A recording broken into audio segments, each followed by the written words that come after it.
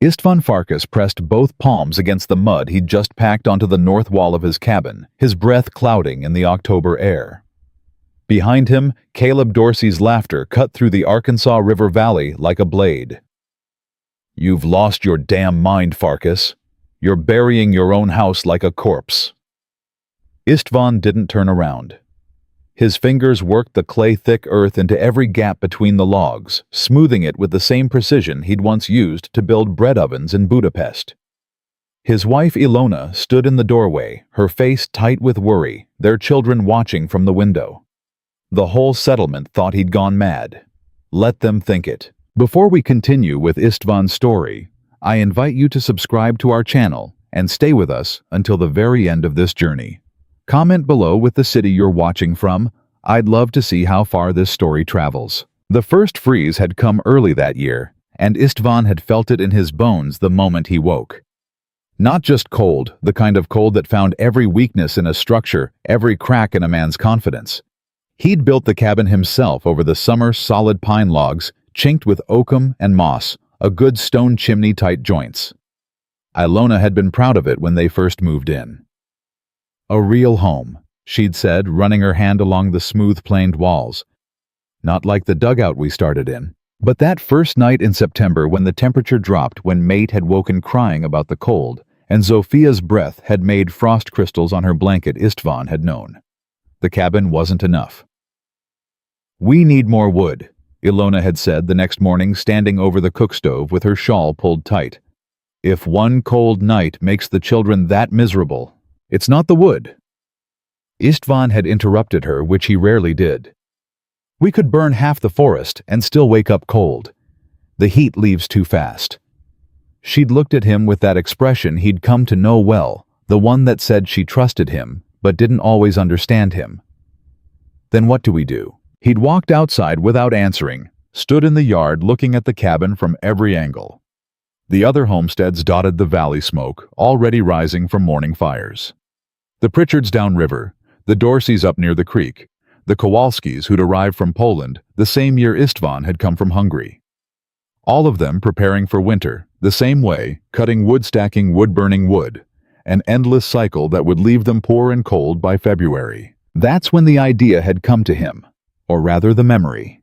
His uncle's bakery in Pest, the massive brick oven that held heat for 2 days after the fire died. The way the thick walls radiated warmth long into the night. Thermal mass, the earth itself holding and releasing heat like a living thing. "Papa." Mate had come outside barefoot despite the cold ground. "Mama says breakfast is ready." Istvan had knelt down, put his hand on his son's shoulder. "Mate, do you remember the big oven at Uncle Georgie's, how it stayed warm?"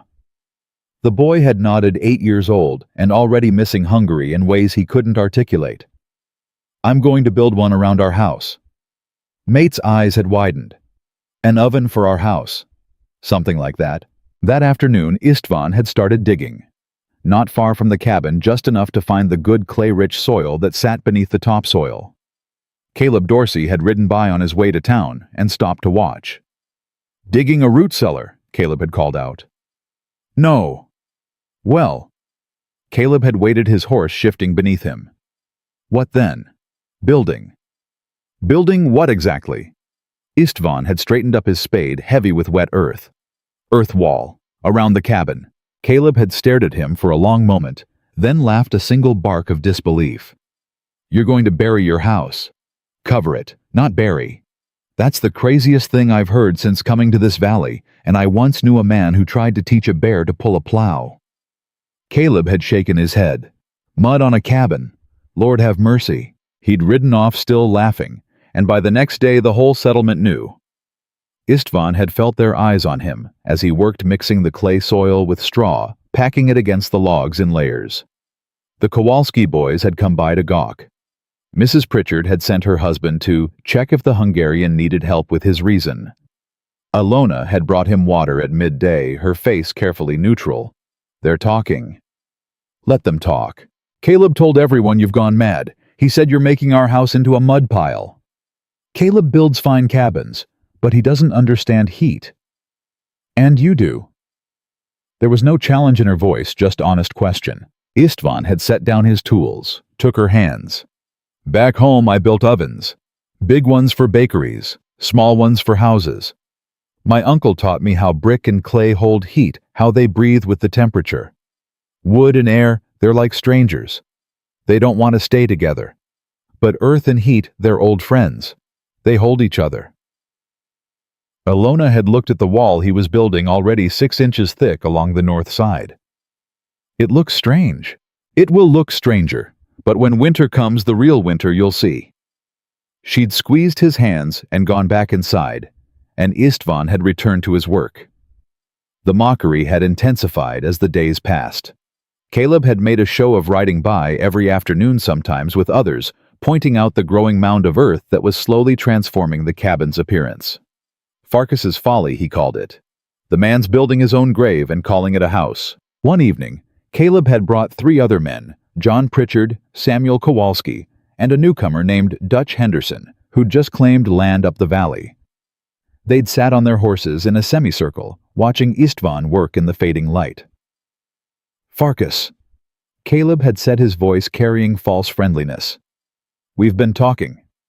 We're concerned about you. Istvan had kept working, packing mud between his palms, pressing it firm against the logs. It's just, well, winter's coming, and you're spending all your time on this project, when you should be cutting firewood. I have enough wood. No man has enough wood for a Colorado winter, Dutch had interjected. I learned that last year the hard way. He thinks his mud pile will keep him warm, Caleb had said, and the others had chuckled. Istvan had finally stopped, turned to face them. You burn your wood fast, yes, to make heat. That's what wood is for, John Pritchard had said.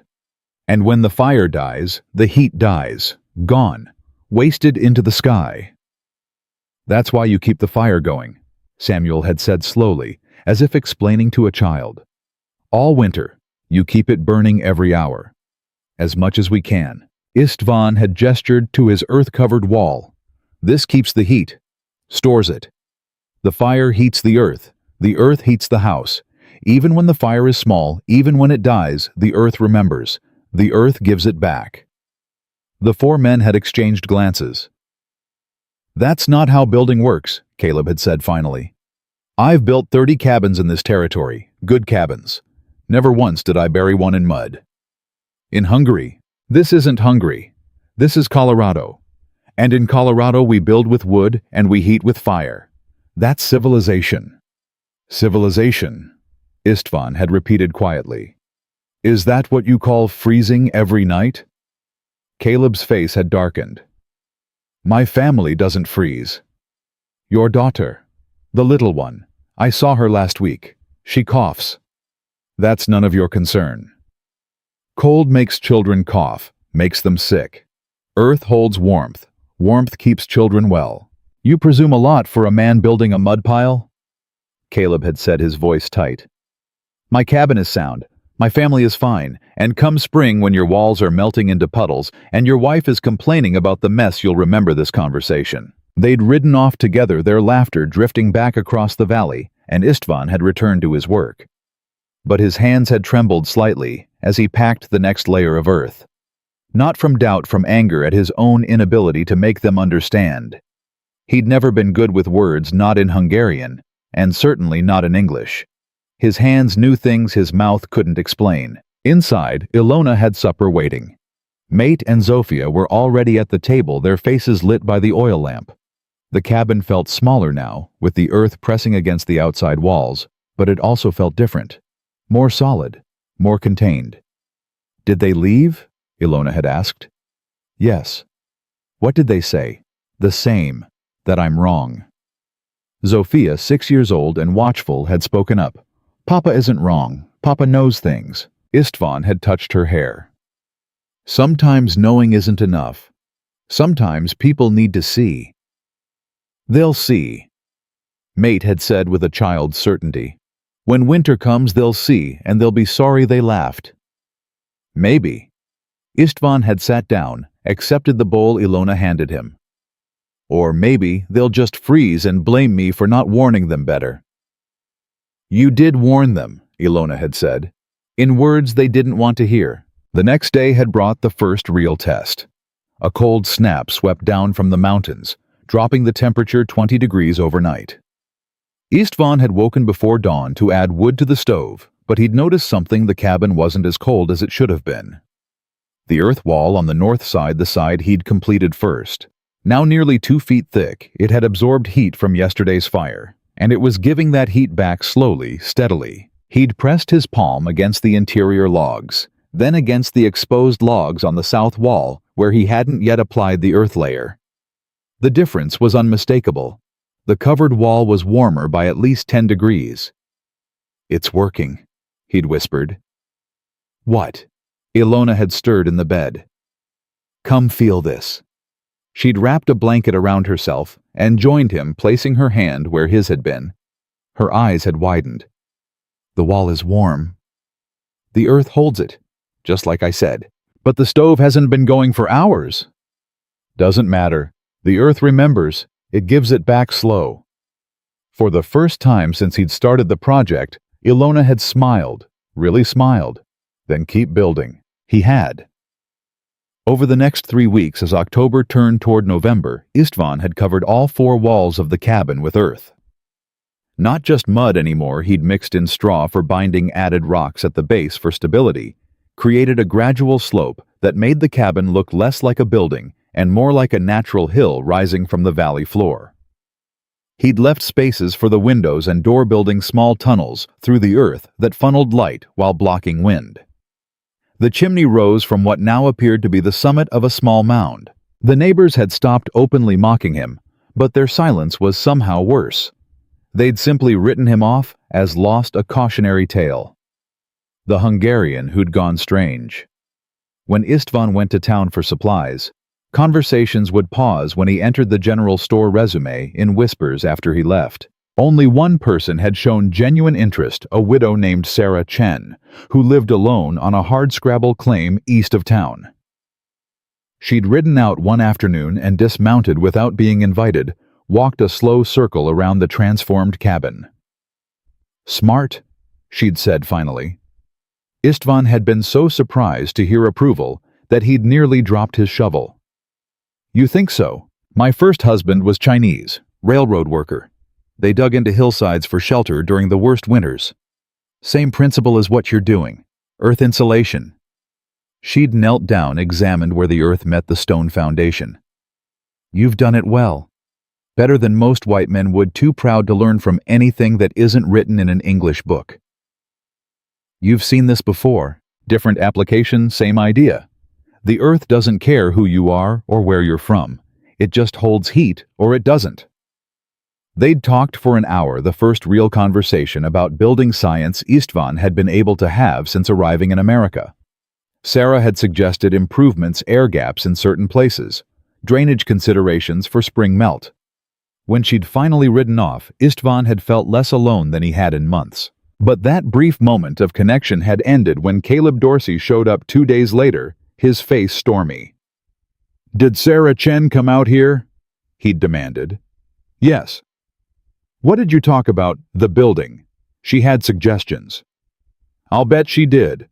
Caleb had spat into the dirt. "You know what she is, don't you, Chinese lover?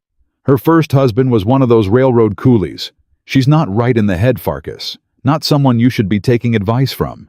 Istvan had felt his jaw tighten. "She knows about earth building. She knows about degradation, about mixing with people who aren't Christian. You listen to her, you'll end up as crazy as she is." Caleb had stepped closer. "I'm trying to help you, Farkas. I'm trying to keep you from being a complete outcast. But you make it hard. First you build this monstrosity, then you're taking advice from Sarah Chen. What's next? You going to start worshiping Buddha?" "I'm Catholic." "Then act like it. Act like a white man with some sense. Tear down this ridiculous mud pile and build a proper cabin before winter really hits. I'll help you. I'll get the other men to help. We can have you in decent shelter before the first big snow." Istvan had looked at his earth-covered cabin, at the work of nearly 2 months. the structure that everyone mocked, that Caleb called degradation and madness. And he'd thought about his children sleeping warm the night before, about the way Ilona had stopped worrying about the cold. "No," he'd said. "No. I don't tear it down. I finish it." Caleb's face had gone red. "You stubborn fool. You'll freeze. Your family will freeze. And it'll be your own damn fault." "We'll see." "Yes, we will." Caleb had mounted his horse. "And when you come begging for help in February, when your wife is crying because the children are sick, don't expect me to lift a finger. You made your choice. You live with it." He'd ridden off at a gallop, and Istvan had stood alone in the yard, his hands shaking again this time, from fear as much as anger. What if Caleb was right? What if he was risking his family on a theory on childhood memories of ovens in a different country, a different climate? That night, lying next to Ilona in the dark, he'd whispered, "Are you afraid?" "Of what?" "That I'm wrong. That Caleb is right." She'd been quiet for a long moment. "I was afraid when we left Hungary. I was afraid when we crossed the ocean. I was afraid when we came to this valley with nothing but a wagon and your tools. I've been afraid every day since we arrived." "That's not an answer." "Yes, it is. I'm always afraid. But I'm less afraid with you trying something new than I would be doing what everyone else does and hoping it's enough." She'd found his hand in the darkness. "Caleb builds good cabins, but Caleb's daughter coughs every winter. I hear her when we're in town, so maybe good cabins aren't good enough. The whole settlement thinks I'm crazy. The whole settlement thought we were crazy for coming here in the first place. Hungarian farmers in Colorado. We were crazy. Then we're crazy now. What's the difference?" He'd pulled her close, felt her warmth against him, felt the warmth of the walls around them. Walls that everyone said were foolish, that everyone mocked, that might be the only thing standing between his family and catastrophe when the real winter came. The first snow had arrived on November 15th, 3 days earlier than anyone expected. Istvan had been on the roof finishing the last layer of earth over the log structure when the flakes started falling. Within an hour, the whole valley was white. He'd climbed down, stood back to look at his work. The cabin didn't look like a cabin anymore. It looked like a hill with a chimney. Smoke rose from the peak, and light glowed from the window tunnels, and if you didn't know better, you'd think it was just a peculiar feature of the landscape. Mate had run outside, catching snowflakes on his tongue. "Papa, it's beautiful." "It's cold," Istvan had corrected. "Get inside." But that night, as the temperature dropped and the snow kept falling, Istvan had noticed something that made his heart race with vindication. The cabin was warm, truly warm, from a fire that was barely more than coals. The earth walls that surrounded them had spent weeks absorbing heat from the sun and the stove, and now they were releasing it back slowly and steadily.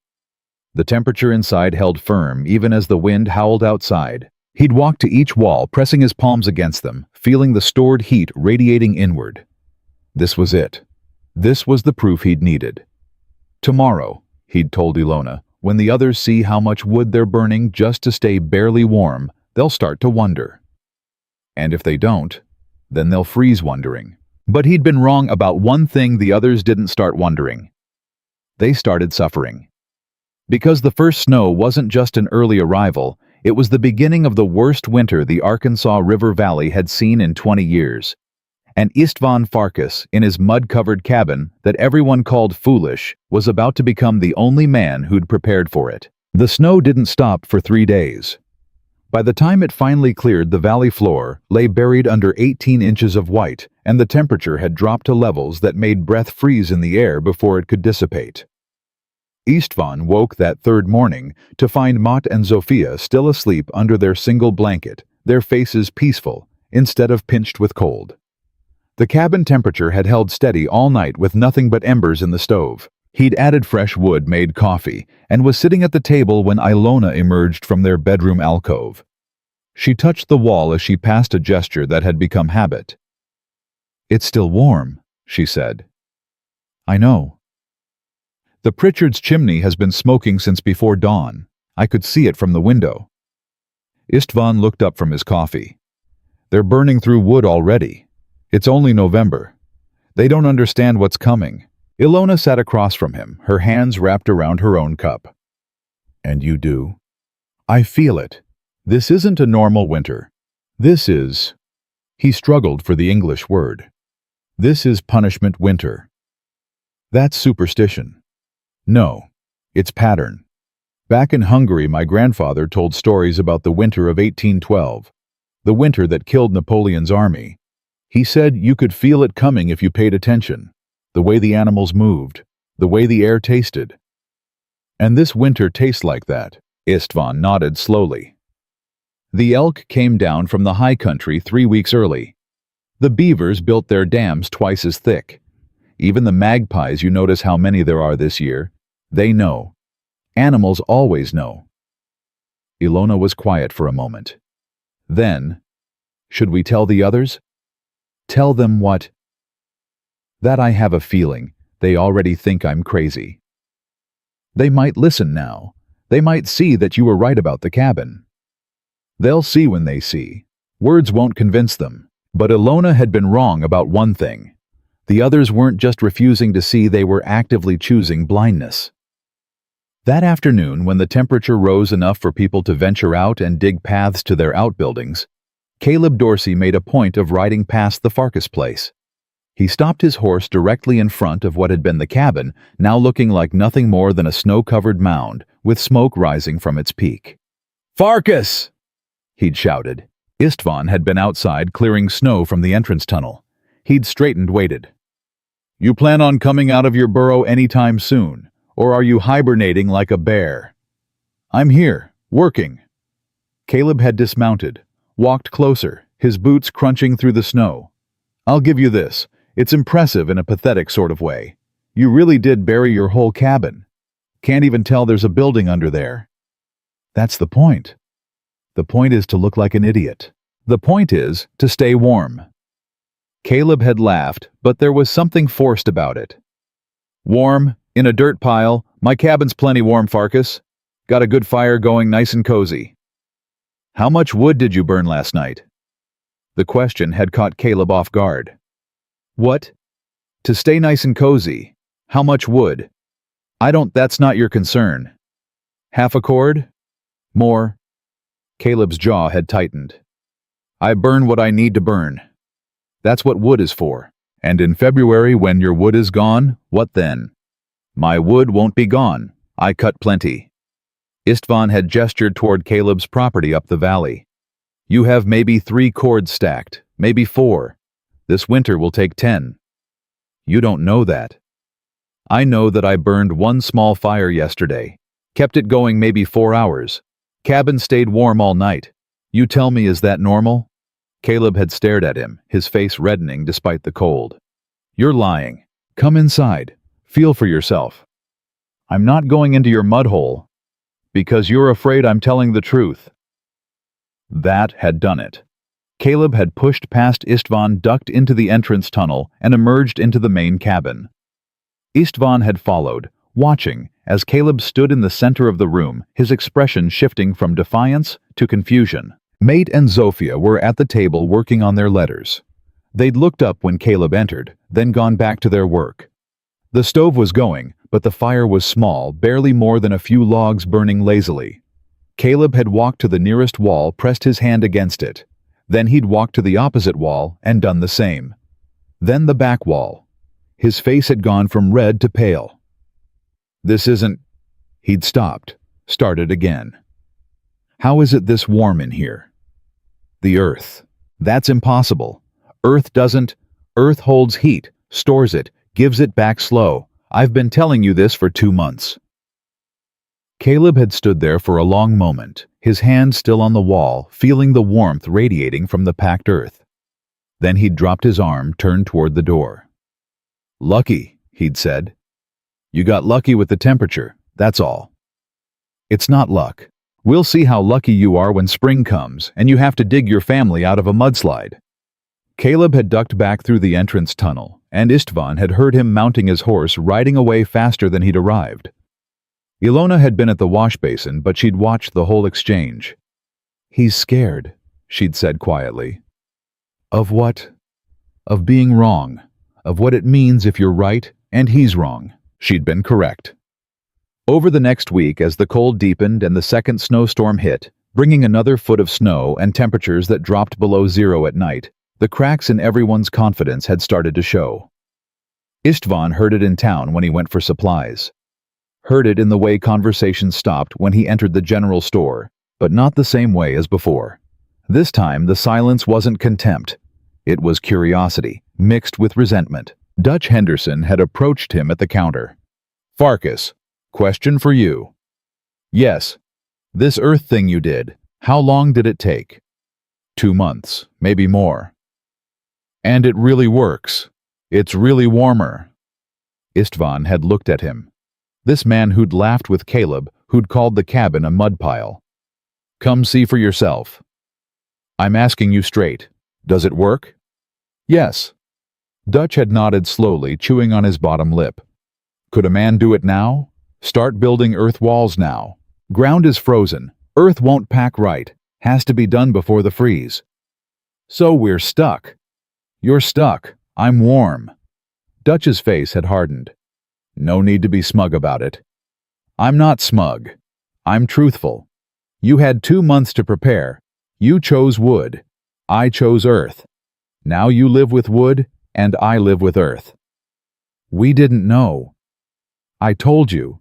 You didn't listen. That's different than not knowing." Dutch had walked away angry, and Istvan had paid for his flour and bacon and headed home.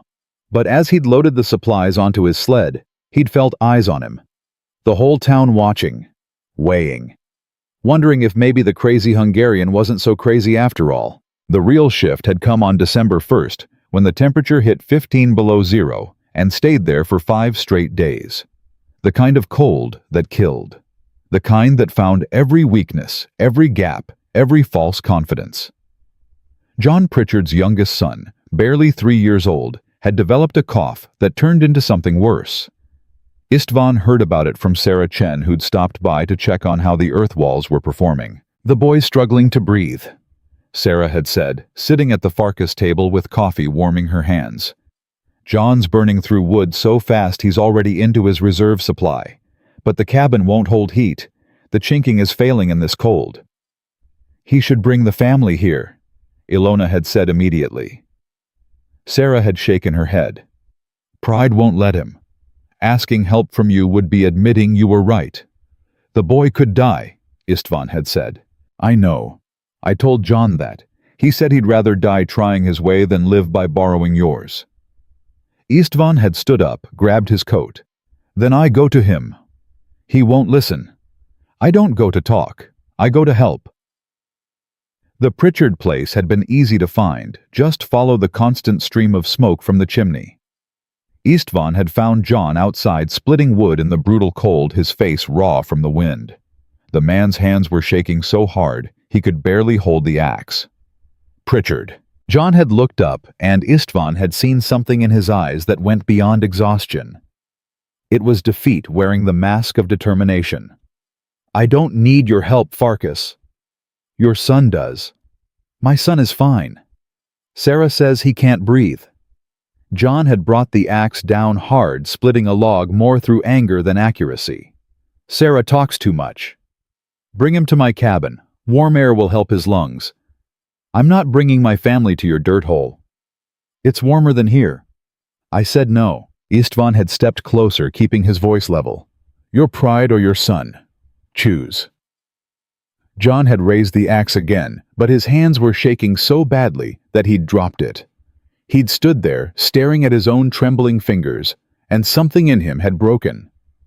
"Why?" He'd said, his voice cracking. "Why did you have to be right?" "I'm not right. I just learned from people who knew more than me." "We all thought you were crazy." "I know. Caleb said you'd freeze. Said your family would suffer." Caleb was wrong. John had looked toward his cabin where smoke poured from the chimney, but no warmth stayed inside. "I don't have enough wood. I thought I did. I cut all summer. But this cold, it's eating everything." "I know. If I run out, you won't. Bring your family to my place tonight. Stay as long as you need." "I can't." Your son can't breathe. Everything else is pride. Pride is expensive in winter. John had picked up his axe, held it for a moment, then set it down again. One night, just until the cold breaks. However long it takes. That evening, the Pritchards had arrived, John carrying his son wrapped in every blanket they owned, his wife Margaret following with their 2 daughters. The boys' breathing had been labored, each inhale a struggle.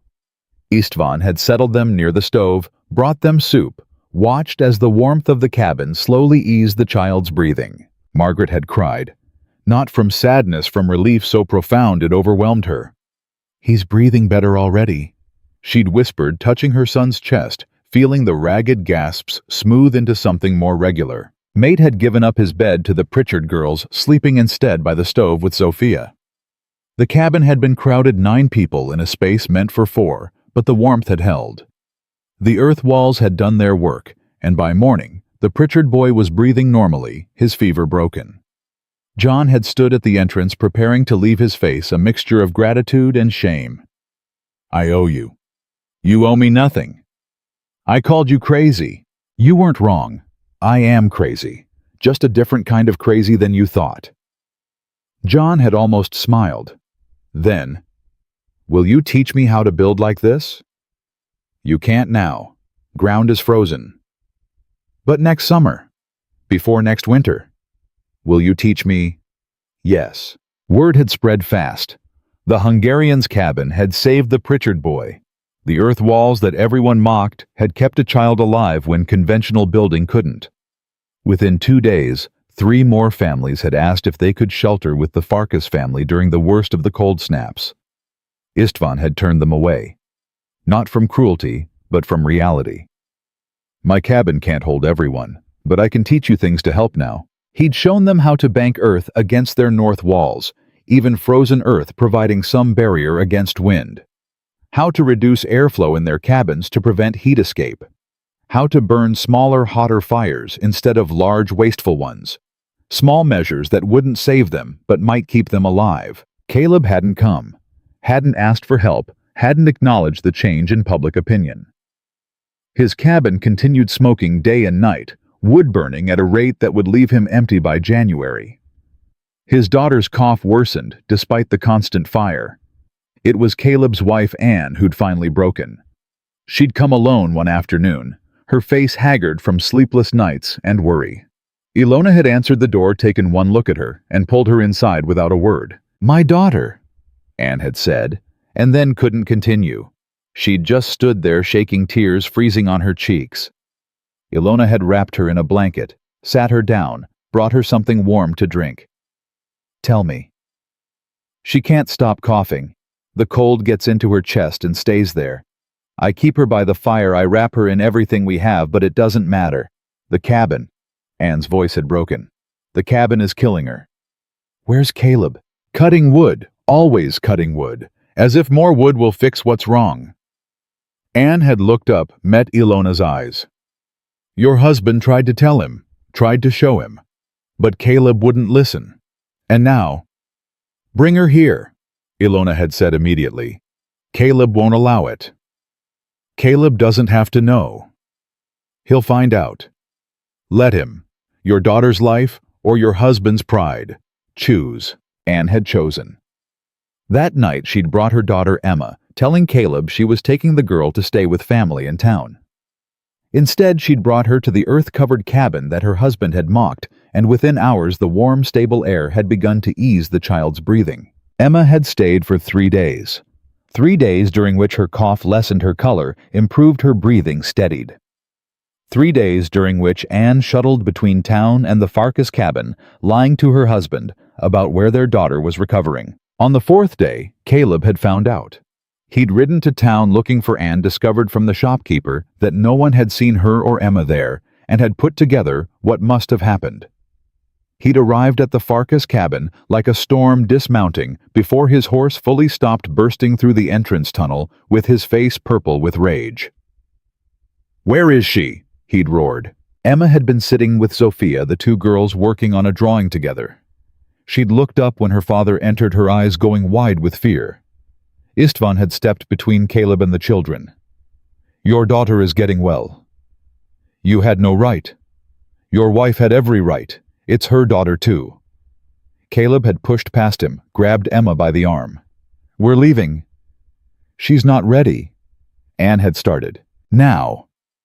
Caleb had pulled Emma toward the door, but the girl had started coughing hard, racking coughs that bent her double. Caleb had frozen watching his daughter struggle for breath, and something in his face had cracked. He'd let go of her arm.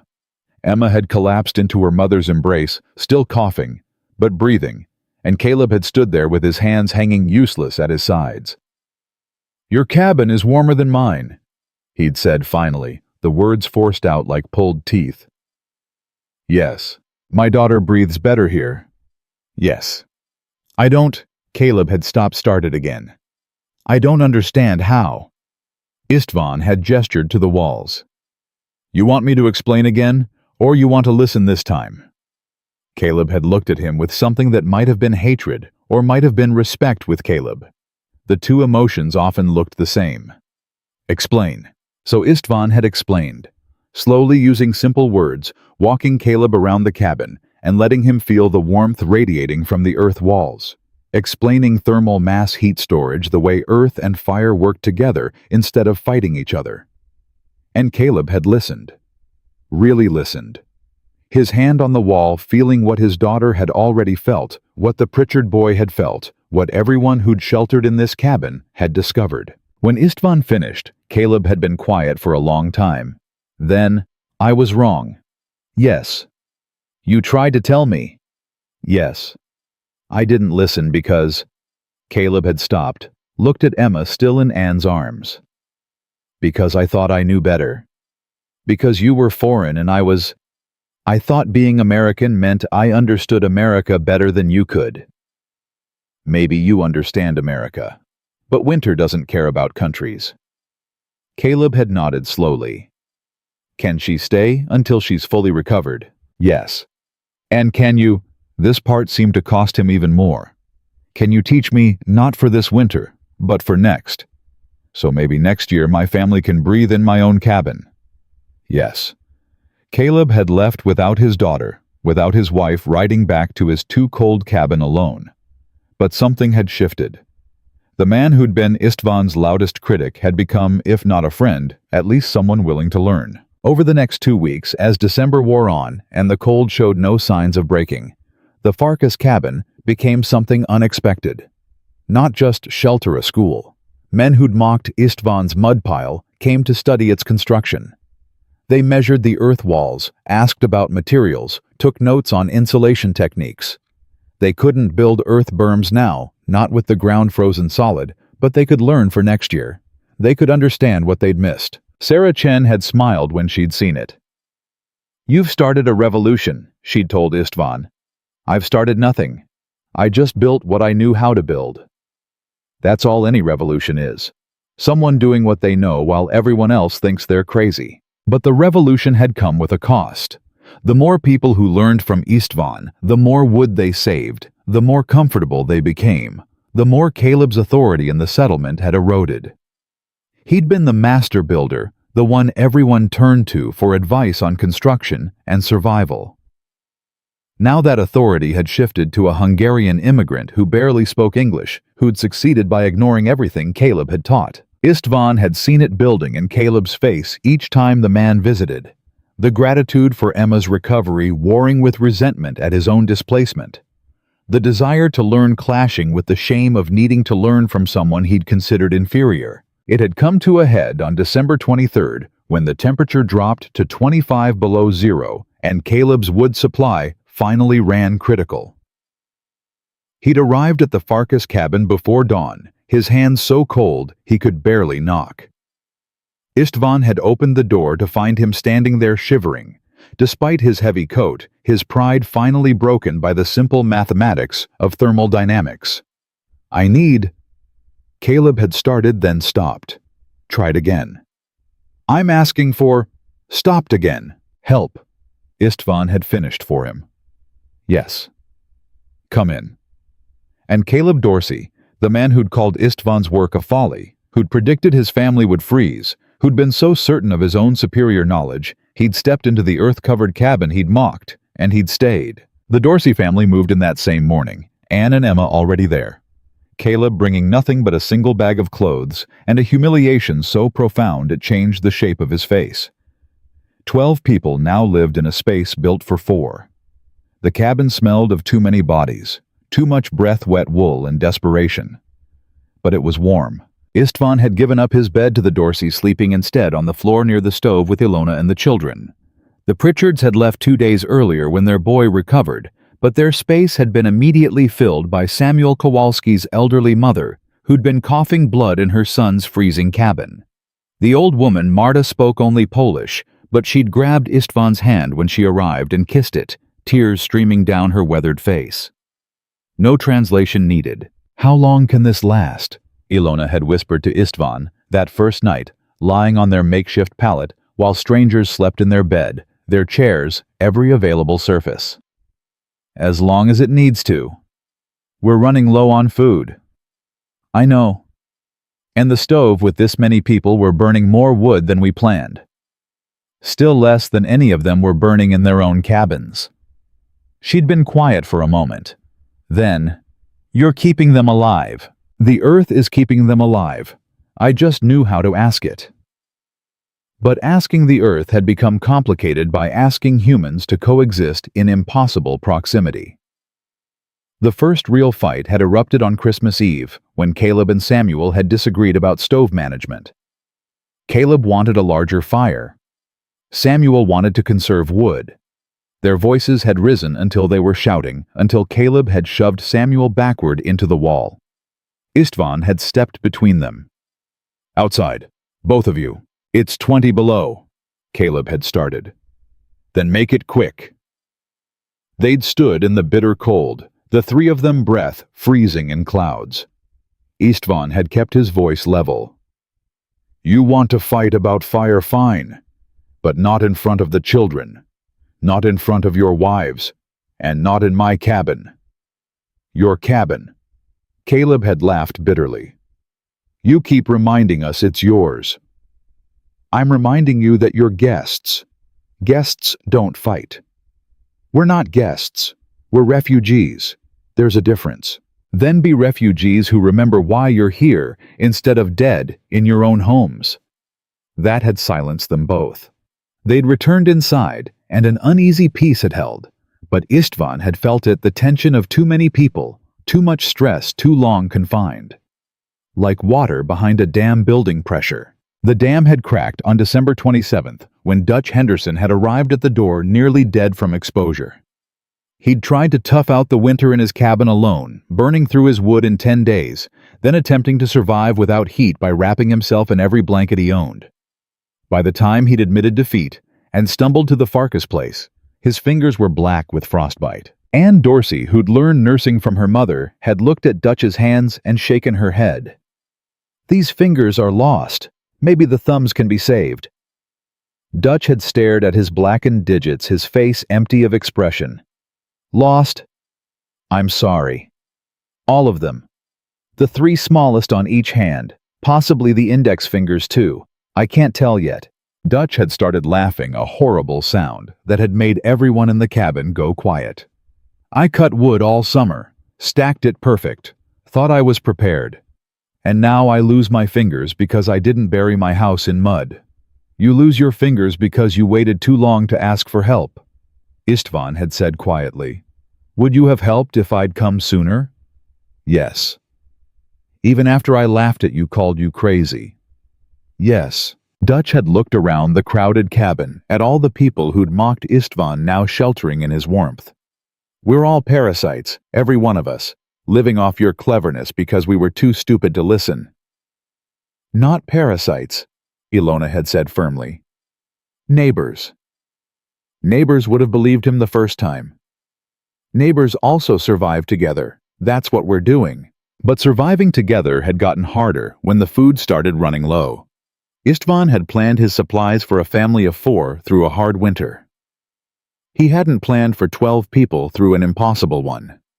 By New Year's Day, they'd been rationing each meal, and Istvan had known they had maybe 2 weeks left if the cold didn't break. He'd made the decision on January 2nd. He'd strapped on his snowshoes before dawn, told Ilona he was going to hunt, and set out into the frozen valley before she could argue. The truth was that hunting in this cold was nearly impossible. Animals were either dead or so deeply hidden that finding them required luck Istvan didn't possess. But he'd had to try. Had to do something other than watch their supplies dwindle while 12 people depended on him. He'd been gone for 6 hours when he'd finally admitted defeat. No elk, no deer, not even rabbit tracks. Just empty white and cold so severe it made his lungs ache. He'd turned back toward the cabin each step through the deep snow exhausting him, and he'd been maybe a mile away when he'd heard the scream. High-pitched. Terrified. A child. Istvan had run snowshoes clumsy in the drifts following the sound. He'd found Zofia halfway between the cabin and the creek, up to her waist in snow, her face purple with crying.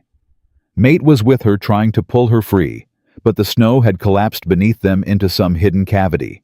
Maybe an old animal burrow, maybe just a void where wind had carved out space. Papa Mate had shouted when he'd seen Istvan. She fell through. Istvan had reached them in seconds, pulled Zofia free, felt how cold she was through her coat. "What are you doing out here?" "Looking for you," Mate had said, his own teeth chattering. "You were gone so long." Mama was worried. "We wanted to help." Istvan had looked at his children 6 and 8 years old, half frozen, searching for him in deadly cold, because they'd wanted to help. He'd felt something break inside his chest. "We go back. Now." He'd carried Zofia, made Mate hold onto his coat, and they'd trudged back to the cabin together. When they'd arrived, Ilona had nearly collapsed with relief. She'd stripped the children's wet clothes, wrapped them in blankets near the stove, and then she'd turned to Istvan with fury in her eyes.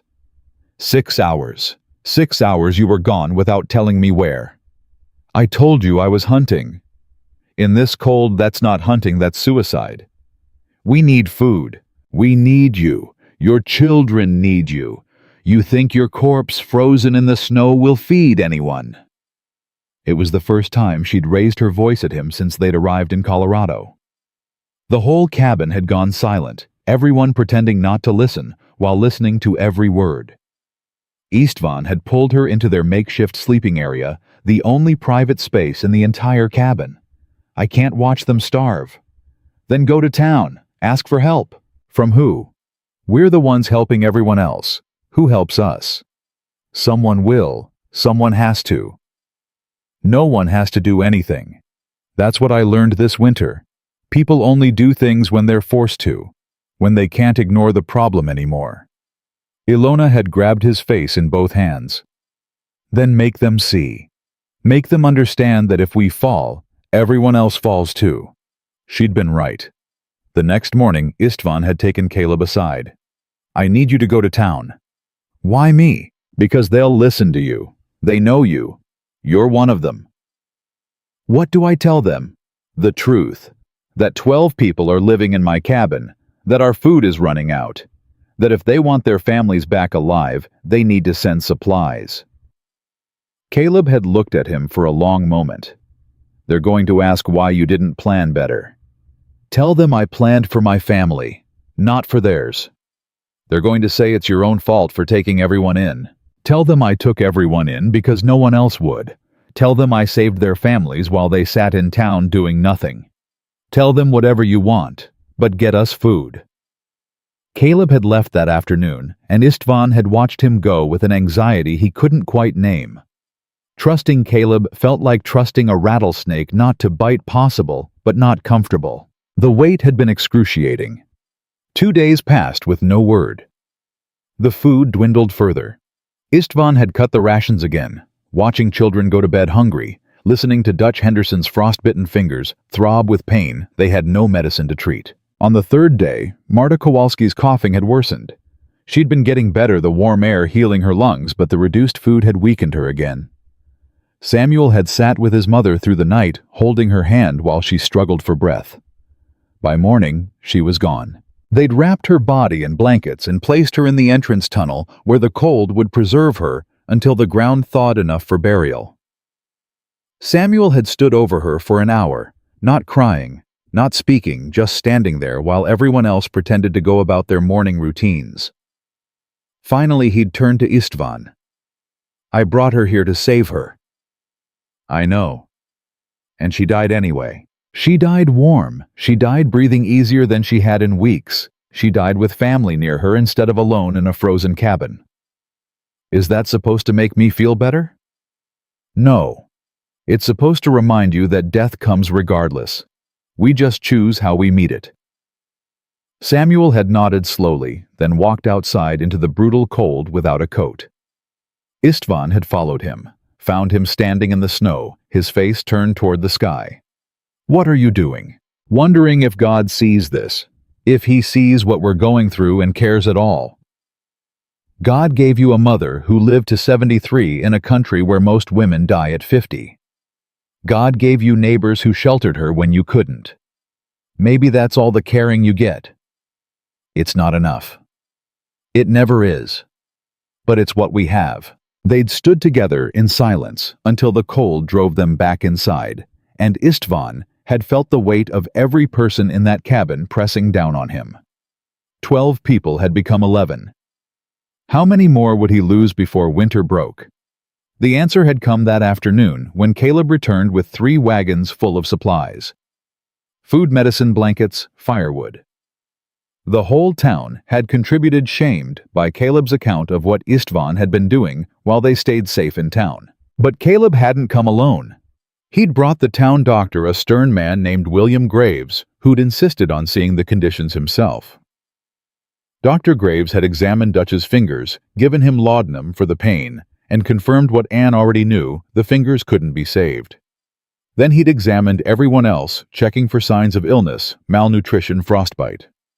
When he'd finished, he'd pulled Istvan aside. "You're a miracle worker or a fool. I haven't decided which." "Neither. I'm just someone who planned ahead." "You planned for this." Dr. Graves had gestured around the crowded cabin. 12 people in 4 rooms. "I planned for my family to survive. Everyone else, they came because they had nowhere else to go. And you let them in. What else could I do?" Dr. Graves had studied him. Most men would have turned them away, saved their own resources, protected their own family first. Most men didn't grow up where I grew up, didn't see what I saw, which was... Istvan had paused, choosing his words carefully. "In Hungary, I saw what happens when people only save themselves. I saw neighbors starve while others hoarded. I saw communities collapse because everyone chose their own family first. And you know what? The hoarders died anyway, just died alone instead of together. You think communal survival is superior. I think we survive together or we die separately. This winter proved it." Dr. Graves had nodded slowly. "The town wants to build a communal shelter, somewhere people can go during extreme cold. They're asking if you'll design it. Using earth-berms, using whatever you think will work." It had been a victory, but it had felt hollow with Marta's body still in the entrance tunnel, with Dutch's ruined fingers, with the knowledge that this winter was far from over. That night, after everyone had eaten their first full meal in days, Istvan had stepped outside.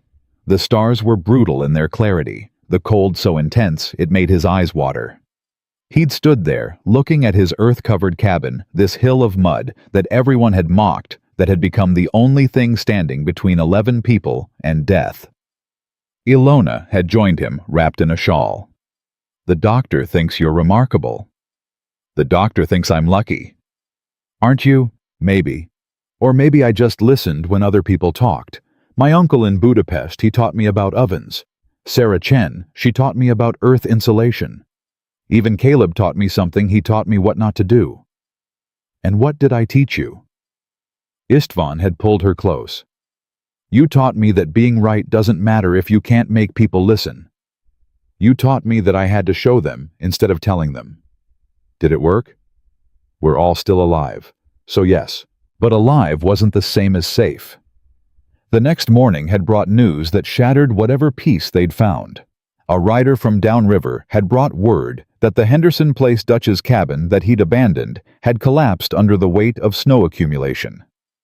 The structure had been weakened by extreme cold cracking the logs, and when the latest storm dumped another 2 feet of snow, the roof had given way. If Dutch had still been there, if he'd refused to come to Istvan's cabin, he'd be dead now. Not from frostbite from the cabin itself crushing him. The news had spread through the valley fast. 3 other cabins had shown similar stress damage. The cold wasn't just dangerous, it was destroying the infrastructure people depended on. Wood cabins built the traditional way, the way Caleb had taught everyone they couldn't handle this winter. Panic had rippled through the settlement. Families started abandoning their homes preemptively, coming to Istvan's cabin or moving to town. The communal shelter Dr. Graves had mentioned wasn't just a good idea anymore, it was desperate necessity. Caleb had taken Istvan aside the day after the Henderson cabin collapsed. "I need to say something." "Say it.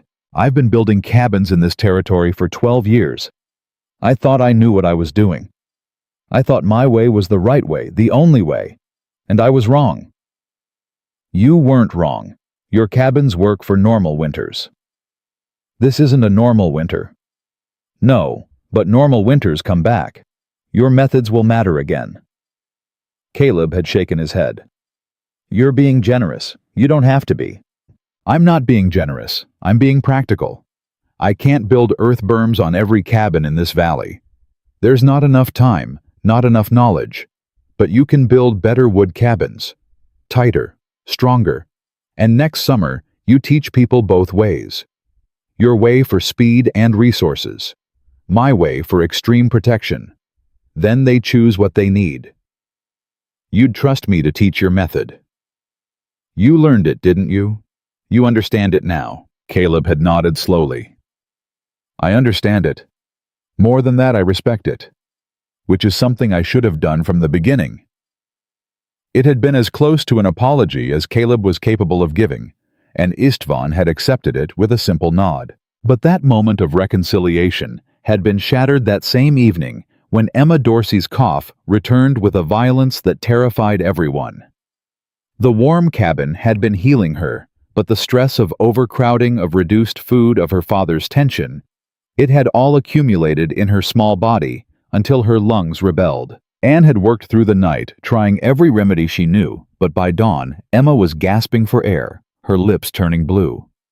Dr. Graves had come again, examined her, and delivered the news everyone feared. "Her lungs are filling with fluid. In this environment with this many people in close quarters, the dampness in the air, it's making things worse, not better." "What do we do?"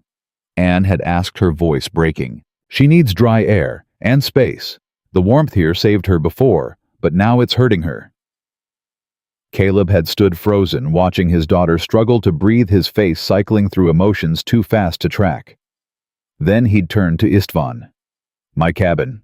It's cold, but it's dry, and it's empty. If I keep a small fire going just enough to keep it above freezing, would that be better for her?"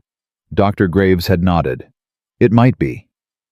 "Then that's what we do." They'd moved Emma that afternoon, Caleb and Anne taking her back to their cold cabin, armed with supplies from the town donation and instructions from Dr. Graves.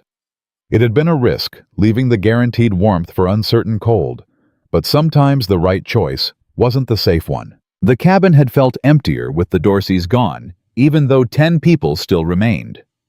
Istvan had watched them leave from the entrance, watching Caleb carry his daughter through the snow, and he'd felt something shift. Not victory, something more complicated. Relief mixed with fear, hope tangled with doubt. "Will she be all right?" Mate had asked, standing beside him. "I don't know. But you saved her before. I gave her a warm place to breathe, that's all. The rest is up to her body, up to God, up to things I can't control." Mate had thought about that. "Papa, are you afraid?" "Always." "But you don't act afraid." "Acting afraid doesn't help anyone. So I act like I know what I'm doing, and I hope I'm right." "Are you right?" Istvan had looked at his son, 8 years old, and already understanding that adults were just guessing, just hoping, just trying to survive one day at a time. Sometimes I'm just lucky, and sometimes I'm wrong, but survive anyway. That honesty had seemed to satisfy Mutt more than false confidence ever could.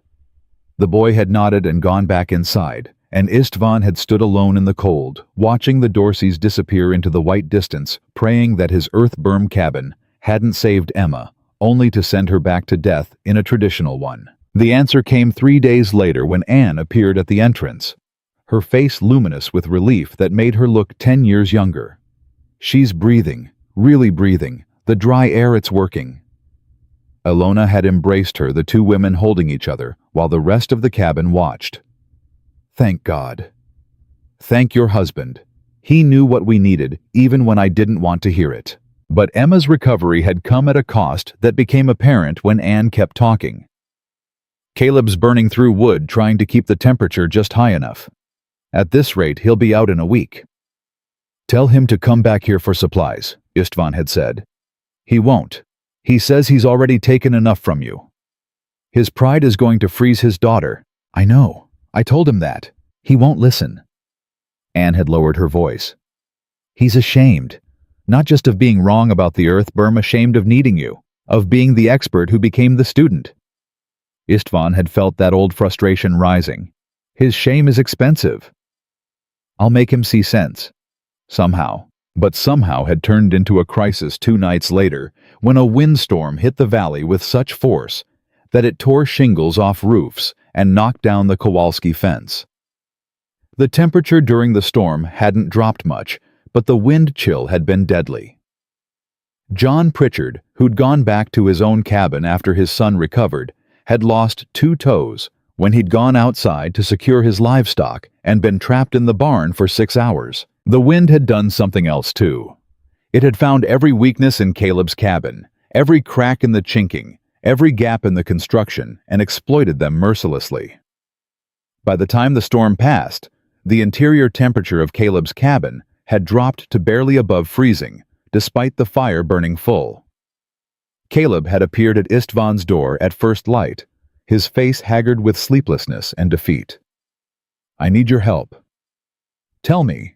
"I can't keep the cabin warm enough. The wind, it's like trying to heat the outside. Everything I do, the cold comes back stronger." "Where's Emma?" "With Anne.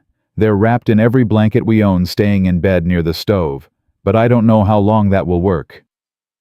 Istvan had grabbed his coat. "Show me." They'd walked to Caleb's cabin together, and Istvan had seen immediately what the problem was. The structure itself was sound.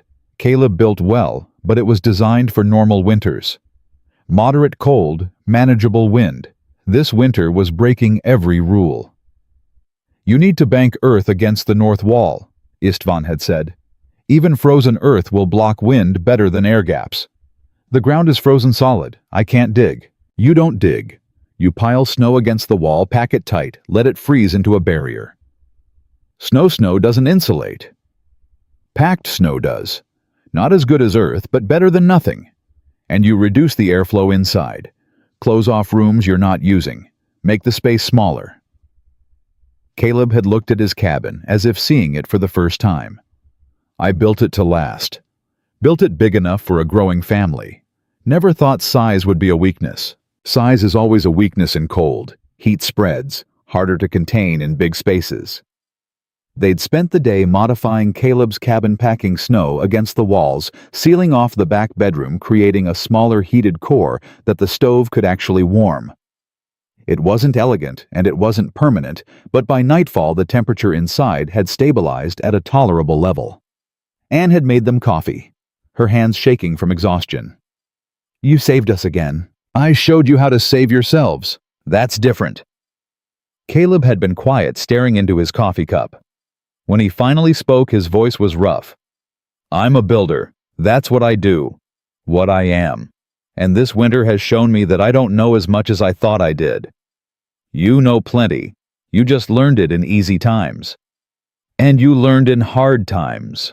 "I learned from people who survived hard times. My uncle survived the Hungarian winter of 1838. Coldest in a century. He told me stories about what worked and what killed people. I listened. I didn't listen to anyone. Thought American methods were superior to everything else. Caleb had looked up. That was stupid and arrogant. Yes. The bluntness had startled Caleb, then made him laugh a real laugh, not bitter. At least you're honest. Honesty is cheap. Teaching you is expensive. Costs time and energy I don't have much of. Then why do it? Because next winter I might be the one who needs help. I might be the one who didn't prepare right. And I want to live in a valley where people help, instead of a valley where people watch each other freeze. That conversation had marked a turning point. Over the next week, as January crawled toward February and the cold refused to break, Caleb had become something unexpected. Not quite a friend, but an ally. He'd started visiting the earth-berm cabin regularly, not to shelter, but to learn. He'd bring paper and pencil sketch out Istvan's designs, ask questions about thermal mass and heat retention. Dutch Henderson had watched this transformation with a cynicism that matched his pain. His fingers were healing badly, the stumps weeping fluid that Anne had to dress daily. "Look at that," he'd said one evening, watching Caleb take notes. "The master carpenter, learning from the mud builder. Never thought I'd see it." "People learn, or they die," Samuel Kowalski had said quietly. "This winter taught us that. This winter taught me that preparation matters and I'm an idiot." Dutch had held up his ruined hands. "I'm a carpenter who can't hold a hammer anymore. What do I do now?" No one had an answer for that. The silence had stretched uncomfortably until Zofia, who'd been listening from her corner, had spoken up. "My papa says you can learn new things, says it's never too late. Your papa is an optimist." "My papa survived when everyone said he wouldn't. Maybe that makes him smart instead of optimistic." Dutch had stared at the 6-year-old girl, then laughed a sound that carried more pain than humor. Out of the mouths of babes. But Zofia's optimism had been tested 2 days later when the worst storm of the winter hit. Not wind this time, pure cold. The temperature dropped to 35 below zero and stayed there. Even inside the earth-berm cabin, even with the stove going steadily, everyone felt it. The cold that found ways through the entrance tunnel, through the chimney, through every breath they took. Istvan had burned through more wood in 3 days than he'd planned for a week.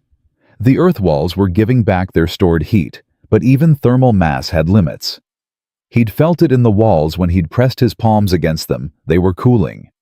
Slowly but surely the extreme cold was winning. On the 4th day of the deep freeze, the Pritchards had sent word that John had developed an infection in his frost-damaged feet. Dr. Graves had come from town despite the deadly cold, examined John, and delivered news that made Margaret Pritchard weep. "The toes have to come off. Today. If we wait, the infection will spread to his feet, then his legs." The surgery had happened in Istvan's cabin because it was the warmest place in the valley. Dr. Graves had worked quickly, Anne assisting, while John bit down on a leather strap and tried not to scream. The children had been sent outside despite the cold, told to play in the entrance tunnel, where they couldn't hear their neighbor's agony. When it was over, John had lain on a pallet near the stove, his feet wrapped in bandages, his face gray with pain and laudanum. "I went out to save my animals," he'd whispered. "Lost my toes saving chickens. How stupid is that?" "Not stupid," Dr. Graves had said, washing his instruments in snow-melted water. "Human. We protect what we think we need to survive. Turns out I needed my toes more than I needed chickens. Turns out you needed to ask for help before the damage was permanent." That had stung John into silence, and Dr. Graves had turned to Istvan. "How much longer can you keep this up?" "What do you mean, this?" The doctor had gestured around the cabin. "Sheltering everyone, feeding everyone, keeping them alive while they learn lessons they should have learned before winter. As long as necessary." "That's not an answer. You have limits. Your supplies have limits. Your family's endurance has limits." "Then we reach the limits and see what happens." Dr. Graves had studied him. "You're either the most foolish man I've ever met or the most principled. I genuinely can't tell which." "Can't I be both?" The doctor had smiled despite himself. "I suppose you can." But the limits Dr. Graves mentioned had arrived faster than Istvan expected. On February 9th, with the deep freeze finally broken, but regular brutal cold still gripping the valley, Ilona had pulled him aside with an expression that made his stomach drop. "We're out of flour." "What, out finished? I've been stretching it as far as I can, but between 10 people eating 3 times a day. We have the town supplies." "Those are almost gone too. Dutch eats like 3 men because his body is trying to heal. John can barely eat at all because of the laudanum. And the children they're growing. They need food." Istvan had felt the weight of it settle on his shoulders. "How long do we have?" "With careful rationing. Maybe 5 days. Then we're into the emergency stores. The dried beans, the hard biscuit. After that..." She'd stopped. "After that we starve. Or we send people away? Make them find food elsewhere. Where the town is running low too. Everyone in the valley is running low. This winter has taken more than anyone planned for." Ilona had gripped his arm. "Then what do we do?" He hadn't had an answer. Not then. But the answer had come from an unexpected source that same evening, when Sarah Chen had ridden up on her old mare, her saddlebags bulging with supplies. "Heard you were running low," she'd said without preamble. "Where did you hear that? I pay attention. You've been feeding half the valley since December. Nobody has infinite supplies." "What's in the bags?" "Cornmeal, dried venison, some potatoes I kept in my root cellar, and these." She'd pulled out a jar of preserved peaches that made everyone in the cabin stare, like she'd produced gold. "Why?" Istvan had asked. "Why what? Why help us? We've never helped you." Sarah had smiled a hard smile that carried old pain. "You took advice from me when no one else would. You treated me like I had knowledge worth learning instead of treating me like contaminated goods. That's worth more than you know. The town will talk.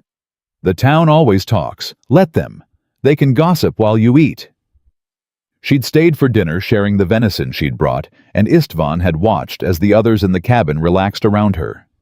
Dutch had asked her about Chinese railroad construction techniques. Samuel had wanted to know about root cellar design.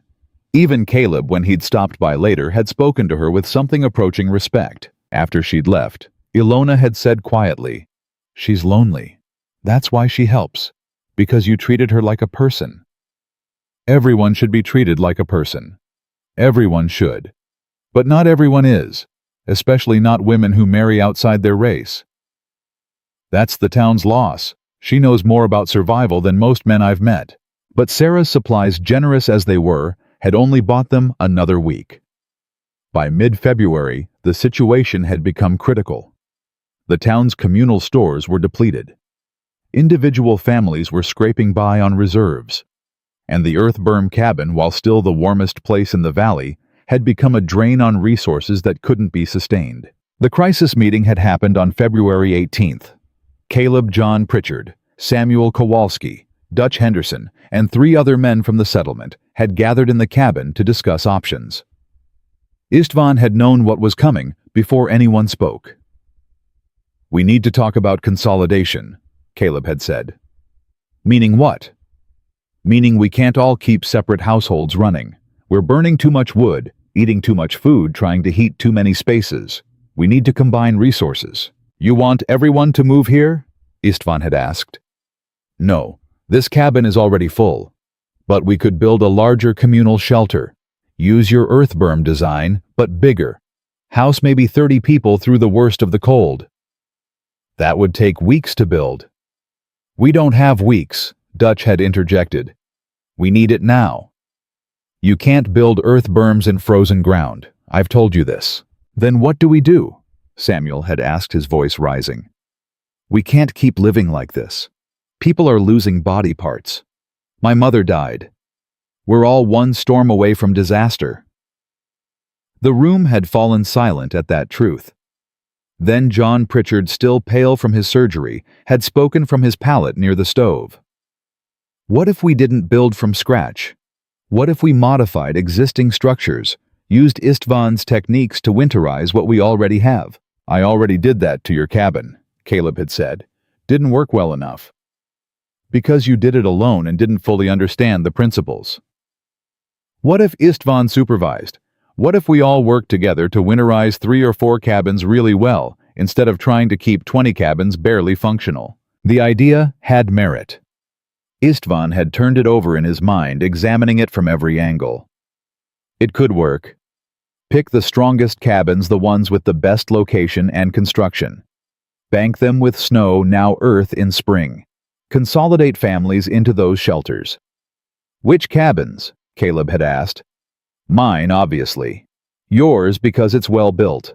The Kowalski place because it has the best natural windbreak. Maybe one more. And everyone else? Everyone else moves in with those families until spring. Dutch had laughed bitterly. So we go from 12 people in one cabin to what, 15 people in 4 cabins, still overcrowded. Less overcrowded than now, and spread out enough that if one cabin fails, not everyone dies. The logic had been sound, but the implementation had proven difficult. People didn't want to leave their homes, even homes that were trying to kill them. They'd clung to their own cabins like drowning sailors, clinging to driftwood, pointless, but psychologically necessary. It had taken another disaster to break their resistance. On February 23rd, the Anderson cabin had caught fire when a desperate attempt to heat the structure had resulted in a chimney fire spreading to the roof. The family had escaped, but everything they owned had burned. They'd stood in the snow, watching their home collapse into flames, the heat briefly welcome before the reality of homelessness in winter set in. That night, the Andersons had moved into the earth-berm cabin, bringing the population to 13. And the next day, without being asked, 3 other families had begun packing to move into the designated shelter cabins. The consolidation had happened quickly after that. Within a week, the valley's population had reorganized itself into 4 main shelters, with Istvan's cabin housing the most vulnerable: the injured, the sick, the very young. The other 3 shelters had housed able-bodied families who could work together to maintain heat and security. Caleb had taken charge of the coordination, using his natural leadership skills to organize work schedules, food distribution, wood allocation. It had been strange watching him transform from Istvan's chief critic to his chief implementer, but the winter had changed them all in ways that made old conflicts feel trivial. On the last day of February, as the first hints of temperature moderation began to appear, Caleb had come to Istvan with an account book. I've been tracking everything. Every resource we've pooled, every family that's sheltered, where every contribution each household made. Why? Because when spring comes, people will argue about who owes what to whom. They'll fight over resources unless there's clear accounting. Let them fight. We'll be alive to fight. Caleb had smiled. You're more practical than I gave you credit for. I'm more tired than you give me credit for. Practicality is just exhaustion wearing a different face. But the exhaustion had been worth it when on March 4th, the temperature finally rose above freezing during the day. The snow began to melt. The impossible winter began to release its grip, and 13 people who'd been living in Istvan's earth-covered cabin started to believe they might actually survive. Dutch Henderson had been the first to speak what everyone was thinking. We made it. We actually made it. Made it to March, Istvan had corrected. Still weeks of cold left. But the worst is over. Has to be. Istvan had looked at Dutch's healing hands, at John's bandaged feet, at the place where Marta Kowalski had died. The worst is over when spring actually arrives. Until then, we stay careful. Careful lasted exactly 2 more weeks. On March 17th, another storm hit, not as cold as the February deep freeze, but vicious with wind and wet snow that clung to everything. The kind of storm that found weaknesses in structures that had survived worse cold, but were now exhausted from months of stress. The Kowalski shelter cabin. One of the 4 consolidated houses lost part of its roof when the wet snow proved too heavy for timbers that had been flexing under extreme cold since November. Samuel and his family had evacuated in the middle of the night, running through the storm to Istvan's cabin, while the roof groaned and cracked behind them. They'd arrived soaking wet, half frozen, despite the short distance, and Istvan had looked at his already crowded cabin and thought about what Ilona had said months ago. Everyone has limits. They'd just found another one. We can't fit more people, Ilona had said, not cruelly, just stating fact. There's no space left. Then we make space. Istvan had started moving things, creating floor space, pulling every blanket they had. The Kowalskis had huddled near the stove, and Samuel had looked at Istvan with something beyond gratitude, with guilt. I built that cabin myself. Thought it was solid. It held all winter, and then it held through the impossible. This storm was just one thing too many.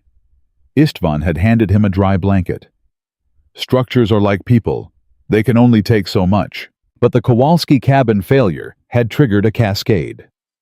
The next day, the Pritchard place showed stress cracks in the foundation, freeze-thaw cycles creating fractures that threatened the whole structure. The day after that, one of the shelter cabins lost its chimney when wind finally exploited weaknesses the cold had created. By March 20th, all 4 shelter cabins showed signs of critical stress. The winter had pushed everything past its limits, and now that spring was trying to arrive, the temperature fluctuations were finishing what the cold had started. Dr. Graves had ridden out from town to assess the situation, and what he'd found had made him go pale. These structures won't make it to April. Some might not make it to next week. What do we do? Caleb had asked. Honestly, I don't know. The town can take some people, but not everyone. We're overcrowded ourselves. And moving people in this weather. He'd gestured at the sleet falling outside. It's a risk. Istvan had been quiet through this conversation, thinking. Finally, we build. Build what I just told you we can't. Not cabins, berms, earth shelters, temporary ones. Everyone had stared at him. Dutch had laughed a sound without humor. The ground is still frozen. You said yourself. Top 6 inches are thawing during the day, refreezing at night. That's enough to work with if we move fast. Caleb had shaken his head. You want to build earth shelters in March. In this weather, that's insane. More insane than waiting for roofs to collapse on people. The silence had answered that question. Dr. Graves had pulled out paper, started sketching. How would it work? Simple structures. Dig into hillsides where we can use the earth itself for walls. Build frames for roofs, cover them with sod and earth. Not permanent, just enough to get people through until real spring comes and we can build properly. How many people would it take? Everyone who can work. And we'd have to move fast, maybe a week to build 3 or 4 shelters. Samuel had spoken up, his voice uncertain. I've never built anything like that. Neither have most of you. But you've been living in one all winter. You've seen how it works. Now you learn why it works. The project had started the next morning, despite the sleet, despite the cold, despite every reasonable objection. Istvan had chosen 3 hillside sites with southern exposure, and the able-bodied men had started digging, while the women organized food preparation, tool management, and childcare. It had been brutal work. The partially thawed ground fought them, and the weather seemed determined to make everything harder.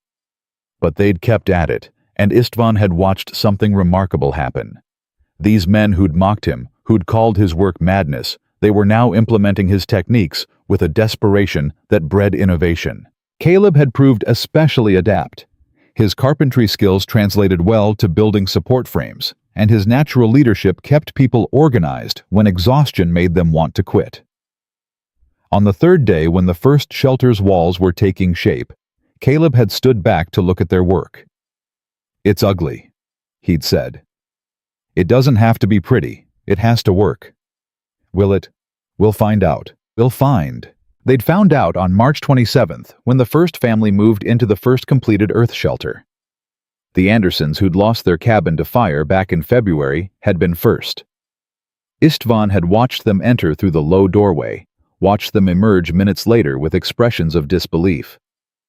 It's warm, Mrs. Anderson had said. Actually warm, without a fire. The earth stored heat from yesterday's sun. It's giving it back now. But there's no stove in there yet. Don't need one tonight. Tomorrow we install a small one.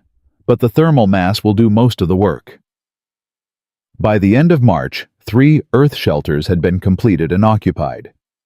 They weren't beautiful. They looked like crude hillside caves with chimney pipes sticking out, but they worked. They kept people warm with minimal fuel, protected them from wind, and gave them shelter while their damaged cabins waited for spring repairs. The town had sent representatives to see the shelters, and word had spread fast. The crazy Hungarian's mud pile wasn't crazy anymore. It was survival science. It was the reason 40 people in the Arkansas River Valley were still alive when they should have been dead. On April 2nd, the last snow fell. Just a dusting gone by afternoon, but it marked the official end of winter. That evening, Caleb had called a meeting in Istvan's cabin, now considerably less crowded as families moved into earth shelters or returned to partially repaired traditional cabins. "I want to propose something," Caleb had said when everyone was gathered. "A formal partnership between Istvan and myself." Istvan had looked up sharply. "What kind of partnership?" "You teach earth-berm construction. I teach traditional carpentry. Together we design buildings that use both techniques, structures that can handle normal winters with wood and extreme winters with thermal mass. We make it standard practice in this valley." "Why would you want that?" "You're the expert builder. You don't need me." Caleb had smiled a real smile, not bitter or forced. "This winter proved I'm not the expert I thought I was. It proved that expertise means knowing when to learn from someone who knows more than you. You know thermal mass. I know structural carpentry. Combined, we'd build things neither of us could build alone." The offer had hung in the air, and Istvan had thought about everything that had brought them to this moment. The mockery, the fear, the slowly earned respect. The lives saved and lost. The transformation of an entire community's understanding of what survival required. "I accept," he'd said finally.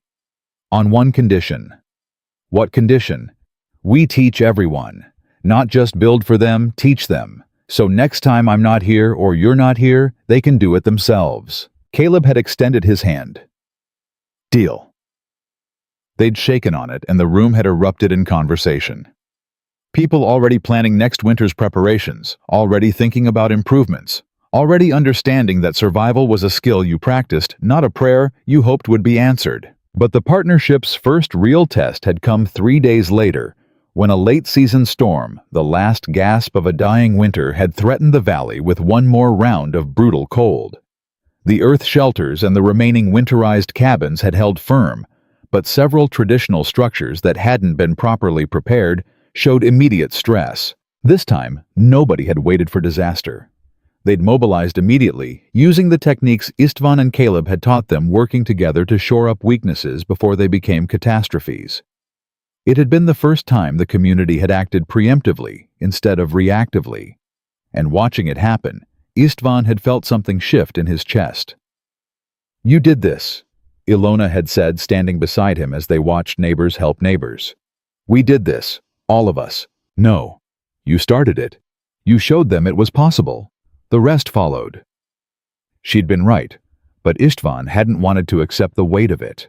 Leadership had never been his goal. Survival had been his goal. Everything else had been accidental. The storm had passed without casualties, and by April 10th, genuine spring had finally arrived. The snow melted in earnest, revealing a valley that looked nothing like it had in October. Structures modified with earth berms, hillside shelters dotting the landscape, a community that had learned to build differently because they'd learned to think differently. Dutch Henderson had been one of the first to acknowledge the full scope of what had changed. He'd sought out Istvan on a warm April afternoon, his ruined hands still bandaged but healing. "I need to say something," Dutch had started. "Back in October, I laughed at you, called you crazy, said you were burying your house like a corpse. I remember. I lost my fingers because I believed myself over you, because I thought American building methods were superior to anything a foreigner could teach me." Dutch had held up his damaged hands. "These are my reminder, my permanent reminder that stupidity costs." "You're not stupid. You just didn't know." "I didn't know because I didn't want to know. There's a difference." Dutch had looked away, then back. "I can't hold a hammer anymore. Can't do fine carpentry. But I can dig. I can pack earth. I can build berms. If you and Caleb are serious about teaching people, I want to learn. Want to become the valley's expert on earth construction. Make something useful out of what I lost." Istvan had felt emotion tighten his throat. "You'll be good at it." "How do you know?" Because you understand cost now. People who understand cost don't waste anything. Over the next 2 weeks, as April warmed into genuine spring weather, the valley had transformed in ways that went beyond architecture. The community that had been fractured by competition and pride had fused together through shared suffering into something more resilient. They'd learned that survival wasn't individual, it was collective. That the strongest structure wasn't the one built by the best craftsman, but the one built with the best knowledge regardless of where that knowledge came from. Sarah Chen had commented on it when she'd visited in late April, bringing seeds for the spring planting. "You've changed this place, changed these people." The winter changed them. I just showed them how to not die during the change. That's more than most people do. Most people watch their neighbors struggle and call it natural selection. She'd handed him the seed packets. "These are from my garden, Chinese varieties. Grow differently than European ones, if you're open to learning." Istvan had smiled. "Always." "Good, because being open to learning is the only thing that kept you alive this winter. The moment you think you know everything is the moment you start dying." She'd been right. The valley had learned that lesson in the hardest way possible, but they'd learned it. And by May, when construction season began in earnest, the landscape reflected that education. Traditional cabins reinforced with earth-berms, new structures designed from the ground up to incorporate thermal mass, hillside earth shelters being expanded and improved for permanent habitation. The town had sent an official delegation in mid-May, led by the mayor himself, to document the building techniques and potentially implement them in the town proper. Istvan had walked them through the earth-berm cabin, explained the principles, answered questions with the help of Caleb and Dutch, who'd become his unofficial teaching assistants. The mayor, a practical man, named Robert Chen, Sarah's brother-in-law, which explained some things, had been direct. "The town council wants to hire you, officially. Design a communal emergency shelter using your earth-berm techniques, something that can house 50 people through extreme weather." "I'm not an architect." "No, you're better. You're someone who's actually survived what you're designing for." The commission had been generous enough money to fund Istvan's family for a year, but he'd negotiated something different. "I'll design it, but I want the construction to be a community project. Everyone who works on it learns the techniques, and every family that contributes labor gets priority access during emergencies." "That's socialism," the mayor had said. "That's survival. Call it whatever makes you comfortable." The shelter had been built over the summer, a massive earth-bermed structure dug partially into a hillside on the edge of town. It could house 60 people, comfortably 80 in crisis, and maintain warmth with minimal fuel input. The construction had become a valley-wide education program, with Istvan and Caleb teaching anyone willing to learn the principles of thermal mass earth insulation and sustainable heat management. By September, when the first cool nights hinted at the approaching winter, the Arkansas River Valley was ready in ways it had never been before. Not just materially ready, psychologically ready. They'd survived the worst winter in living memory, and they'd learned that survival came from adaptation, not stubbornness. The formal dedication of the communal shelter had happened on October 1st, exactly 1 year after Istvan had started building his earth-berm cabin. The whole valley had attended, and the mayor had given a speech about innovation and community resilience. But it had been Caleb who'd said the words that mattered most. "A year ago, I called Istvan Farkas crazy, called his work a folly, predicted his family would freeze while mine stayed warm in my superior cabin." Caleb had paused, his voice catching. "I was wrong. Completely catastrophically wrong. My daughter almost died because of my pride. My family almost froze because I wouldn't listen to someone I considered inferior." He'd turned to face Istvan directly. "You saved my daughter's life. You saved my family. You saved this entire valley. And you did it, not by proving us wrong through argument, but by proving us wrong through survival. That's a lesson I'll carry the rest of my life." Istvan had stood up, uncomfortable with the praise. "I didn't save anyone. The earth saved you. I just knew how to ask it properly." "Then you taught us to ask. That's the same thing." The ceremony had ended with a feast, the first true community gathering since before winter. People had brought food, shared stories, compared notes on construction techniques they'd learned. Children who'd huddled in overcrowded cabins during the deadly cold now ran freely between the tables, their laughter proof that life continued despite everything. Mate and Zofia had found Istvan later away from the crowd. Mate had spoken first. "Papa, people keep calling you a hero. I'm not a hero. I'm just a man who remembered what his uncle taught him." "But you saved people." "I shared knowledge. People saved themselves." Zofia had tugged on his sleeve. "Are we going to stay here in the valley?" Istvan had knelt down, looked at both his children. "Do you want to?" "I don't want another winter like last one," Mate had said honestly. "There won't be one. Not like that. Because now everyone knows better." "How do you know?" "Because knowledge doesn't disappear once you have it. It stays. It spreads. Next winter, everyone will be ready. The winter after that, even more ready. Eventually, winters like last year won't kill anyone, because everyone will know how to survive them."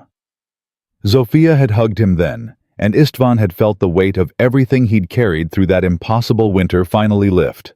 Not gone, never gone, but bearable now, transformed from burden into purpose. As the sun set on the dedication ceremony, Istvan had stood with Ilona watching the valley settle into evening light.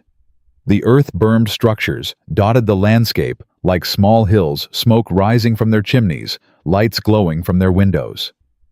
A year ago, this valley had been full of people convinced they knew the only way to survive. Now it was full of people who'd learned that survival required constant learning, constant adaptation, constant willingness to listen to voices they'd previously ignored. "What are you thinking?" Ilona had asked. "That my uncle would be proud, that he taught me how to build ovens, and I used that knowledge to keep people alive through the worst winter any of us had ever seen. And now I teach others. So the next time an impossible winter comes, nobody has to be the crazy Hungarian covering his cabin in mud. They'll all know why it works. They'll all know how to do it themselves." Ilona had taken his hand. "You changed this place. This place changed me. I came here thinking I was just trying to keep my family warm. I ended up learning that keeping one family warm means nothing if everyone around you freezes. We survive together or we die separately. There's no middle ground." That truth had been hard-earned through a winter that took fingers, toes, lives, and illusions. But it had been worth learning.